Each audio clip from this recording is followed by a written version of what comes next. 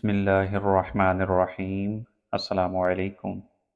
ربیع الاول کے مہینے میں 12 ربیع الاول تک جو لوگ جھنڈیاں لگاتے ہیں یا جھنڈے لگاتے ہیں یا پھر بازاروں کو، گلیوں کو یا پھر گھروں کو سجاتے ہیں، صرف اور صرف اس بات کے لیے کہ نبی علیہ السلام کی پیدائش ہوئی ہے اور ہم اس کا جشن مناتے ہیں، کیا ایسا کرنا صحیح ہے؟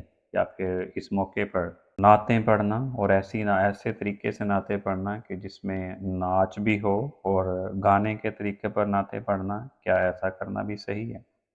تو پہلی بات کہ جھنڈے اور جھنڈیاں لگانا اور خصوصاً نبی اکرم صلی اللہ علیہ وسلم کی پیدائش کے ساتھ اس کی مناسبت کر کے کیا ایسا کرنا صحیح ہوگا؟ تو اس میں حضرت نبی اکرم صلی اللہ علیہ وسلم کا فرمان سن لیجئے۔ حضرت عائشہ صدیقہ رضی اللہ عنہا فرماتی ہیں کہ میرے پاس ایک ایسا کپڑا تھا جس میں پھولدار جھنڈیاں سی بنی ہوئی تھیں، پھولدار وہ کپڑا تھا۔ میں نے نبی اکرم صلی اللہ علیہ وسلم کی غیر موجودگی میں اس کو گھر کے دروازے پر لٹکا دیا۔ جب آپ صلی اللہ علیہ وسلم تشریف لائے، اب یہاں پہ دو مختلف طرح کی حدیثیں ہیں۔ جب آپ صلی اللہ علیہ وسلم تشریف لائے، ایک حدیث میں آتا ہے کہ آپ صلی اللہ علیہ وسلم گھر کے اندر داخل نہیں ہوئے، وہاں سے چلے گئے اور فرمایا جب تک اس کو اتارو گی نہیں میں گھر میں داخل نہیں ہوں گا۔ اور دوسری حدیث میں کہ حضرت عائشہ صدیقہ رضی اللہ عنہا نے وہ کپڑا، پھولدار کپڑا گھر کے دروازے پر لگایا، آپ صلی اللہ علیہ وسلم موجود نہیں تھے۔ جب آپ صلی اللہ علیہ وسلم واپس آئے تو رسول اللہ صلی اللہ علیہ وسلم نے اس کپڑے کو پھاڑ دیا اور فرمایا عائشہ کہ ہم دیواروں کو سجانے والے لوگ نہیں ہیں، تو کیا ایسا کرنا اللہ اور اس کے رسول کے راضی ہونے کا ذریعہ ہے؟ اللہ تعالیٰ نے تو فرمایا ہے اطیعوا اللہ و اطیعوا الرسول، اللہ اور اس کے رسول کے احکامات کو مانو۔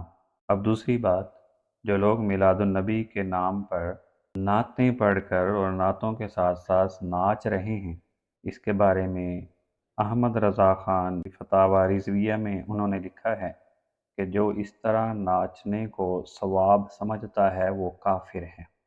تو احمد رضا خان صاحب نے اپنی فتاوی رضویہ کے اندر یہ ذکر کیا ہے، جو اس طرح ناچنے کو ثواب سمجھتا ہے وہ کافر ہے۔ اور نبی اکرم صلی اللہ علیہ وسلم نے فرمایا انما بعثت بکسر المزامیر، کہ اللہ تعالیٰ نے مجھے ان آلات موسیقی کو توڑنے کے لیے، ختم کرنے کے لیے بھیجا ہے۔